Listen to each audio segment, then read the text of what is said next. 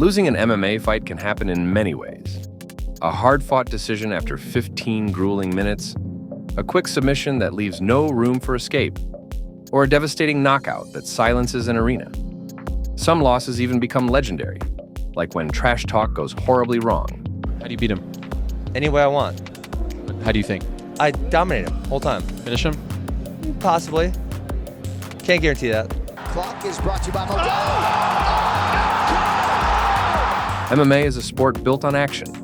Fans expect fighters to engage, to trade blows, to leave everything inside the cage. But every now and then, a fighter does the opposite. They hesitate, they avoid, they refuse to fight. And when that happens, there's one penalty that's as rare as it is humiliating: disqualification for timidity. It's not just about running away. Timidity is an actual foul under the unified rules of MMA, and while it's rarely enforced, it has led to some of the most bizarre finishes in the sport's history. Under the unified rules, timidity is officially defined as any fighter who purposely avoids contact with his opponent or runs away from the action of the fight. But unlike eye pokes or low blows, this foul is highly subjective and rarely enforced. Referees have a three-step process when dealing with timidity. First, they issue a verbal warning urging the fighter to engage. You guys need to engage. Don't get me involved. Make me take points from someone taking a back step. Do this on your own. Time to fight. So that is a warning for timidity, Joe, from Herb Dean. Yellow card in the Pride days, huh? Yeah. If the behavior continues, they take a point away or show the infamous yellow card. And in extreme cases, if a fighter outright refuses to fight, they can be rightfully disqualified. While rare, there have been instances in MMA where fighters were embarrassingly disqualified for timidity. Let's explore some of these unusual cases. At 1FC 166 in 2024, former champion Arjan Bhullar looked to bounce back from his title loss and faced Iranian wrestler Amir Aliakbari in a highly anticipated heavyweight bout. From the very first bell and throughout the fight, Bhullar repeatedly avoided engagement, circling away and showing little intention to initiate offense. Veteran referee Herb Dean tried his best to intervene, warning Bhullar verbally. Olympic team, if you are not high level as Herb Dean, Okay, I think he wants a we're little here to bit more compete. out of these two. Back steps is going to bring out this yellow card. You guys need to get after it. Time in. Fight. The former champion ignored the referee's verbal warning, and in the second round, he received his first yellow card. By fans, and they Stop. love it. No, Herb Dean's going into the back pocket. You have to keep more action. You keep taking back steps, you need to engage. Yellow card being issued by Herb Dean to Arjan Bhullar. Despite multiple clear warnings from the ref, Bhullar's continued passivity forced Herb Dean to show him the rare red card, awarding Amir Aliakbari the victory by disqualification. Really, you know? Time being called. And a red card has been pulled out. That's it for Herb Dean. Arjan scared. Arjan no fighter. No show, no drama, only scare. 3 rounds, scare. Hey, let's go home. No work. The fight and its disappointing result had unsurprisingly bad reception from fans, fighters, and 1FC's boss, Chatri Sityodtong, who made his feelings surrounding the loss by timidity perfectly clear in the post-fight press conference. I think maybe the first round he threw 1 punch, maybe the second round he threw 2 punches, and ran the whole time, and it was very clear he was scared, very clear. We were live broadcasted in India, 1.3 billion people, and it's an embarrassment. What Arjan did is unacceptable at one championship. That's the first time in the history of the company, of the organization, that we've ever issued a red card on timidity. The first time ever. He didn't want to fight. And if you don't want to fight, then why are you a professional fighter? And you definitely don't belong, at the top of the world, in the pinnacle of martial arts. I was deeply disappointed in Arjan, and I think he let down India. India will no longer look at him as a hero. All right, something happened on this fight card that you just don't see every day. No. At RFA 15 on June 6, 2014, featherweights Daniel Aguiar and Sam Toomer faced off in a bout that concluded under unusual circumstances. Throughout the fight, Aguiar repeatedly employed the infamous butt scoot strategy, sitting on the canvas and inviting Toomer into his guard. This tactic, often used by Brazilian jiu-jitsu practitioners, aims to neutralize an opponent's striking advantage by bringing the fight to the ground. However, Toomer consistently refused to engage on the ground, opting to remain standing and urging Aguiar to do the same. Despite multiple warnings from referee Mike Beltran, Aguiar persisted with his strategy. At 4:25 of the third round, Beltran disqualified Aguiar for timidity, citing his refusal to stand and engage. You know what? A lot of stuff was unfolding, obviously, throughout the fight, and I went through the proper mechanics that I needed to go through when this incident occurred. I gave him several warnings to engage. I talked to him. I gave him stern warnings, and it came to the point in the third round that it was clear and it was evident that Danny didn't want to engage. I gave him a lot of warnings. There you go. At that point there, I said I had to deduct a point. I had to do something. He put me in a position as a referee that I had to enforce the rules. At that point there, I deducted a point for timidity. I thought that would maybe motivate him to engage in the contest. However, he did not. In a later interview for MMA Junkie, Daniel Aguiar argued that the powerful leg kicks from Toomer injured his leg in the first round, and the strategic butt scoot was his way to continue in the fight. Daniel retired on a 3-fight losing skid, standing on a 9-6 record. You know, did you ever think of doing a stand-up? No. Why? Because I'm a jiu-jitsu guy. Next up, we have former UFC welterweight champion Matt Serra's younger brother, Nick Serra. At Elite XC Primetime on May 31st, 2008, Nick Serra faced off against Matt Makowski in what would become one of the most bizarre disqualifications in MMA history. The fight started competitively, with Serra having success on the grappling exchanges, forcing the fight to the ground and attempting submissions. However, as the fight progressed, Serra's approach took a turn for the worse. The visibly gassed grappler resorted to the butt scoot tactic in an attempt to lure Makowski into his guard. Referee Kevin Mulhall issued repeated warnings for inactivity and timidity, urging Serra to stand and fight. However, after flopping to the ground multiple times, with still a minute on the clock on round 2, Serra remained seated on the mat, refusing to engage in meaningful offense. At this point, Kevin Mulhall had seen enough and disqualified Serra for timidity, awarding the victory to Makowski. And if he doesn't come up, minus 1 point. He's going to make a point. 1 point. Up. If you don't stand up, you're disqualified. You hear the referee. Stand up, you're disqualified. Serra cannot get to his feet. This is over. How about Matt Makowski? Just like that. The DQ loss marked the end of Nick Serra's professional MMA career, solidifying the bout as a cautionary tale about passive tactics in the sport, while Matt Makowski now performs as a professional wrestler. Gonna have his laundry list of reversals. Ooh! But there's no way. Grab his dick and twist it! Oh my god, dude, this is an MMA fight, dude. You twist that dick! Twist his dick! Twist his dick! Oh my god. Oh, dick twist! Next up, we have a cursed combination of the worst of MMA. Dawid Ozdoba versus Robert Burneika is the result of the marriage between a freak show fight and a disqualification by timidity. Robert Burneika was a massive Lithuanian bodybuilder who had built a reputation not just for his muscular physique, but also for his internet fame and participation in exhibition fights. At 6 feet 1 inch and weighing well over 250 pounds of pure natural horse meat muscle, his sheer size and strength made him a favorite in such a novelty matchup. Dawid Ozdoba, on the other hand, was a male stripper, fitness model, and social media personality with little to no real combat sports background. The size difference between the two was staggering. Ozdoba was a lean, athletic man who weighed significantly less than Burneika, making many wonder how he would even attempt to compete. When the cage door closed, it quickly became clear that Ozdoba had no interest in engaging in an actual fight. From the opening bell, he immediately began circling the cage and running away. And for 3 entire rounds, Ozdoba's primary strategy consisted of avoiding any contact at all costs. Whenever Burneika tried to close the distance, Ozdoba would turn his back and sprint away, frustrating both his opponent and the audience. At times, it appeared as though he was attempting to tire out Burneika, but his refusal to mount any offense quickly drew the referee's attention.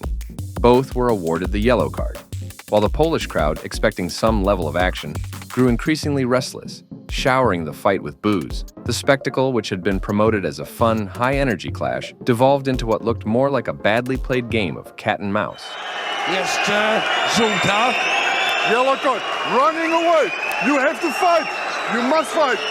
You must fight. By the final round, Ozdoba's tactics had gone far beyond mere cautious movement or strategic footwork. He was simply refusing to fight. The referee had issued multiple warnings, urging him to engage, but Ozdoba continued his antics, jogging around the cage as Burneika chased after him. With no offensive attempts, no grappling, and no sign of actual fighting, the referee had seen enough. He stopped the fight and disqualified Ozdoba for timidity, awarding Burneika the victory. Ozdoba would fight and lose 2 more fights, as he now stands at a 0-3 record, while Burneika also lost his next 2 fights, and it's now at a 2-2 record. You tell me the first thing that pops into your head. Are you ready? Nate Diaz. Marijuana.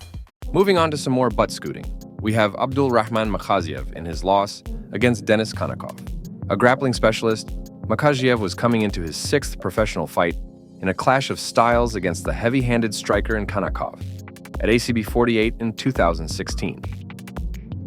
The grappler showed his clear intention to take the fight to the ground, landing takedowns and top control, but after losing grip, he repeatedly flopped to the ground to lure Kanakov into his guard. The striker wasn't having any of it, choosing to keep the fight standing whenever possible.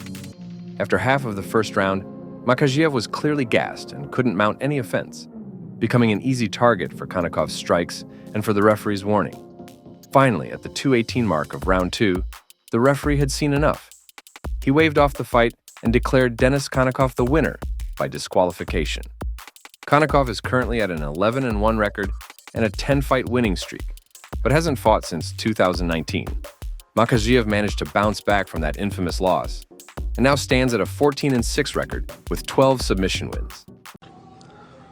I disapprove 100%. Moving on to our last butt scooter of the day, please bear with me because this one really stands out. At Anthony Pettis FC4, BJJ black belt Jake Bauer met heavy-handed Taekwondo black belt Brandon Evans. Evans was in his 2nd pro fight, while Bauer was making his pro MMA debut after going 4-1 in amateur bouts with 4 finishes. However, Jake Bauer's jump to the pros wasn't that smooth, wasting no time in making his intentions clear by falling to the ground and butt scooting in the first 15 seconds of the fight and following it up with a groin shot. Bauer repeated this strategy in almost every exchange, falling to the ground intentionally 11 times only in the first round. His unwillingness to fight stood out as he displayed what a perfect definition of timidity in MMA is. The ref, after multiple verbal warnings, would take a point near the end of the round, as the crowd's boos echoed through the arena. The second round was equally embarrassing, as Bauer again threw himself to the ground with no will to fight.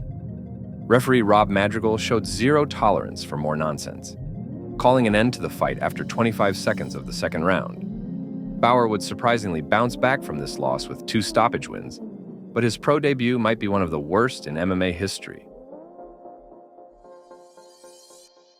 What Nate Diaz? He never fights. Now he's Twitter fighter.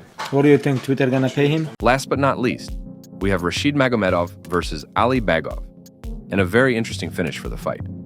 This bout saw Magomedov, a former UFC and a PFL tournament finalist, known for his crisp striking and methodical approach, face off against Ali Bagov, an aggressive grappler with a suffocating ground game, in a 5-round affair at the quarterfinals of the Absolute Championship Akhmat Lightweight Grand Prix. From the outset, Bagov pushed forward, looking to impose his wrestling-heavy style, and the pair ended up on the cage for the majority of the first round. The following round was more of the same, with the fighters clinched up with almost no strikes attempted. The referee tried to intervene at the start of the third round, urging activity from both sides. As the fight progressed, both fighters seemed content with the activity, keeping the strikes to a minimum and clinching up with no progress on positioning. The referee tried again, stopping the fight to take a point from both fighters for inactivity, to the delight of the crowd. Огонь бойцам предупреждение за пассивный бой. Активнее нужно работать. Активнее, ребята. The fifth round looked to be more of the same, but before the starting bell of the last round, ACA's owner Makowski furiously stepped inside the cage and waved the fight off, declaring it a no contest. Makhazhiev later explained himself to the crowd and, unlike the fighters, didn't pull any punches. Лига ACA на сегодняшний день, кто бы что ни болтал, это вторая лига мира. Когда я это говорю, вы каждый раз упрекаете нас в чем-то. А теперь мы вам показываем, какая мы лига. Все, дисквалификация. У меня нервов уже не хватает. Это что такое? Вы что здесь, блин? Нас за пацанов держите, что ли? Так, все свободны, все. Ахмад, сила, Аллаху Акбар. Rashid Magomedov hasn't fought since this infamous bout, while Ali Bagov is slated to fight in the tournament finals. Not unlike ACA's founder, UFC president Dana White isn't one to shy away from trashing his own fighters if he doesn't like the performance. Notably, Merab Dvalishvili and Belal Muhammad's recent belt-winning performances drew criticism from the Dana. Wasn't a barn burner. As well as the public shaming of Francis Ngannou after his fight with Derek Lewis. I thought he was going to be the next guy. I think his ego ran away with him, big time. I can tell you that his ego absolutely did run away with him. And the minute that happens to you in the fight game, you see what happens. Start to fall apart. While obviously not every fight is a certified barn burner, there hasn't been a timidity DQ inside the UFC yet. But these honorable mentions are not far from it, especially if they are in the paid portion of an $80 pay-per-view broadcast. Francis Ngannou against Derek Lewis put two of the hardest-hitting heavyweights in history face-to-face in what could only be an explosive fight. Unfortunately, only 31 strikes were landed over those long 15 minutes, in what would be a tense but ultimately terrible fight. It's frequently pointed as the worst fight in heavyweight history, on par with the infamous Detroit dance from Shamrock vs. Severn at UFC 9, a fight where the pair was legally prohibited from punching. Rose Namajunas' recent title loss against Carla Esparza was a cursed 25-minute fight with less than 15 significant strikes landed per round. It's one of the worst fights in MMA, and most likely the worst title fight in UFC history. Yeah, it was a weird fight. It seemed like they didn't want to engage. I think there was a total of 6 punches thrown the first round. So that's a tough one. I started zoning out halfway through it, so I don't know. Fan favorite Clay Guida had a surprisingly boring fight against former lightweight title challenger Gray Maynard.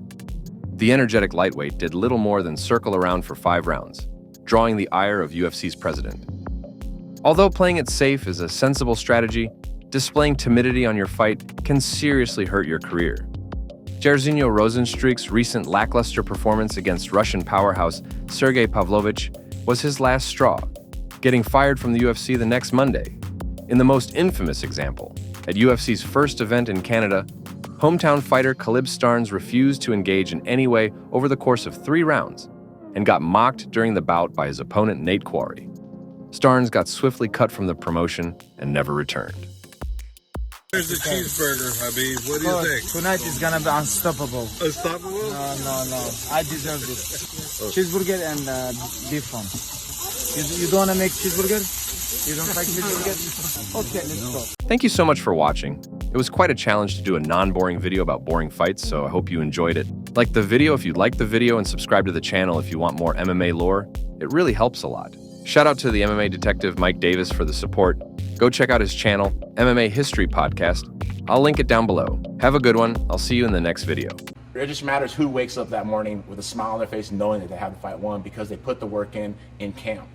They look behind them and there's not one rock unturned. Every rock is unturned behind them, and they know that they've found everything possible to prepare for the fight. And that's what I try to do for every one of my fights. Through my whole life, I always understood one thing. Don't ever step on anybody, get ahead, and always be respectful.